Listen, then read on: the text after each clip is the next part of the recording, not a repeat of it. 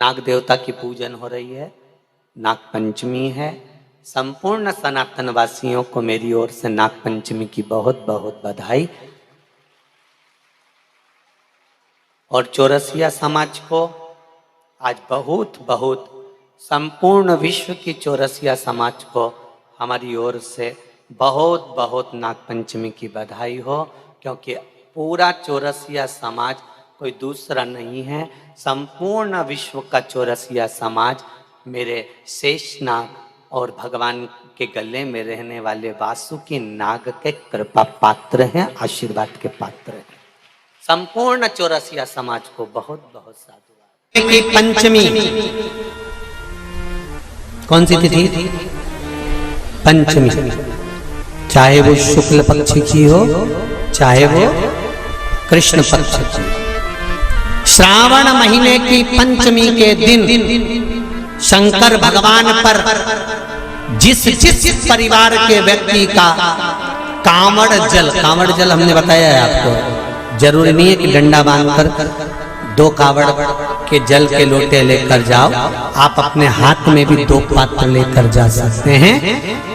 पंचमी तिथि के दिन हाथ में 2 लोटे जल के, 2 कलश जल के जब हम शंकर भगवान को चढ़ाते हैं तो ऊपर जो कमंडल होता है शिव जी के ऊपर जलधारी होती है, जिसमें जया, विषहरा, शामली, बारी, दौतली और देव, शंकर भगवान की 5 बेटियां जिसमें विराजमान होती हैं। जब हम जल समर्पित करते हैं, हमारे पीढ़ी में, परिवार में अगर कोई अधोगति में मर गया होता है, कुंवारी अवस्था में चले गया होता है, गर्भ में मर गया होता है, गर्भ के बाहर निकल कर भी अगर कुंवारी अवस्था में चले गया होता है, तो श्रावण महीने की दोनों पंचमी पर परिवार का अगर कोई एक व्यक्ति भी जल चढ़ा देता है शंकर भगवान पर, तो सर्प की योनि में नहीं पड़ता, जीव मुक्त हो जाता, प्रेत योनि में सर्प की योनि से मुक्त हो जाता।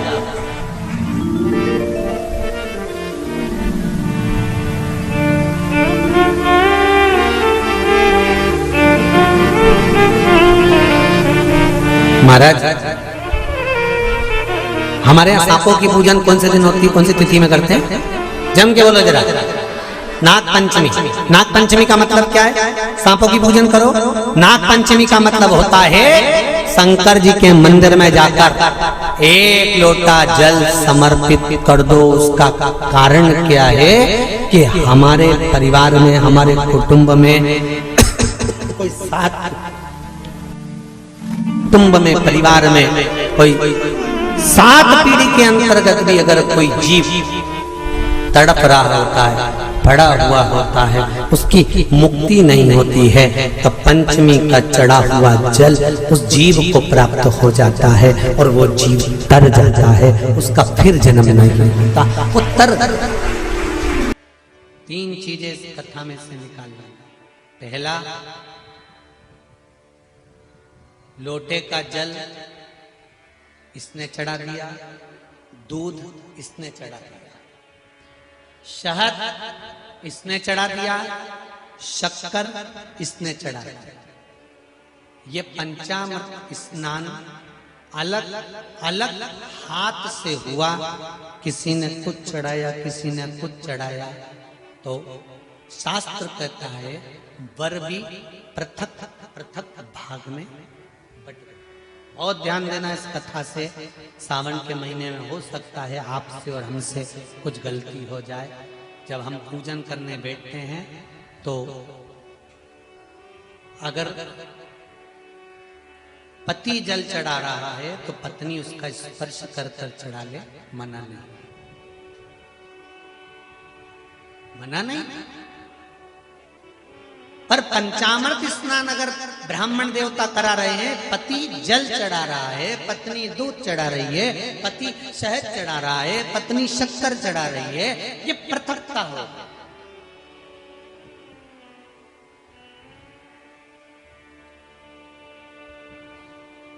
या तो दोनों को जल चढ़ाना, दोनों को दूध चढ़ाना, दोनों को शक्कर चढ़ाना, दोनों को कितनी सुंदर बात है पशुपति व्रत की कि प्रसाद जो शंकर भगवान के मंदिर में एक हिस्सा लेकर आते हो, उस हिस्से को भी पृथक नहीं करा जाता। उस हिस्से को भी जिसने पशुपति व्रत करा है, एक हिस्से का प्रसाद उसी को खाना है। यहां तक है कि दूसरे को नहीं देना। शंकर भगवान के मंदिर में, शिव जी के मंदिर में नारियल तक नहीं फोड़ा जाता। क्यों? वो पृथक हो जाएगा। खंडित बेलपत्र समर्पित नहीं करी जाती, वो पृथक हो जाएगी। शंकर भगवान को धतूरा चढ़ाया जाता है, पूर्ण चढ़ाया जाता है। चावल का दाना चढ़ाया जाता है, पूर्ण चढ़ाया जाता है। एक बेलपत्र चढ़ाई जाती है, वो पूर्ण चढ़ाई जाती है। पृथकता ना रहे। अगर बल्ली देवी और देवसेना दोनों अगर जल चढ़ा रही थी, तो दोनों हाथ में जल के पात्र होते और दोनों चढ़ाती। पर एक जल ये चढ़ा रही थी, तो एक जल का पात्र ये चढ़ा रही थी। उसने कहा कांवड़ की यात्रा है, एक डंडे में एक लोटा बांध, एक तुम लेकर चलो, एक हम लेकर चले। नहीं नहीं नहीं, जल ले जाओ, मंदिर तक भी ले जाओ, और चढ़ाते समय अगर तुम चढ़ा रही हो तो जल के दोनों पात्र तुम्हारे हाथ में होना चाहिए, दूसरा नहीं। जल की पृथकता नहीं,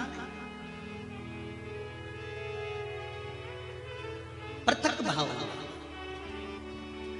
फिर ध्यान दो दूसरी बात, शंकर भगवान के मंदिर में जाओ, शिव की स्तुति में जाओ, पति और पत्नी दोनों विचार कर कर जाए।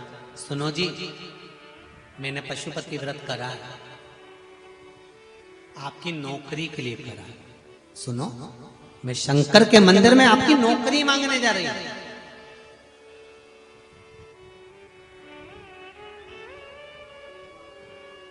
मैं नौकरी मांगने जा रही हूं। अब शिव मंदिर में आप गए, व्रत करा था, पति को भी साथ ले गए, दोनों ने प्रणाम करा। शंकर भगवान प्रसन्न हो गए। सबसे पहले शंकर भगवान ने पति से कहा, तू मांग ले, पहले तुझे क्या चाहिए, क्योंकि तेरी पत्नी का व्रत है, उसको बाद में दूंगा। उसने व्रत करा, थोड़ी तप साधना और कर लेंगे, तू मांग ले। पति ने कहा, मुझे वर दे दो, मेरी एक मकान और एक प्लाट उलझा पड़ा है, वो सुलझ जाए।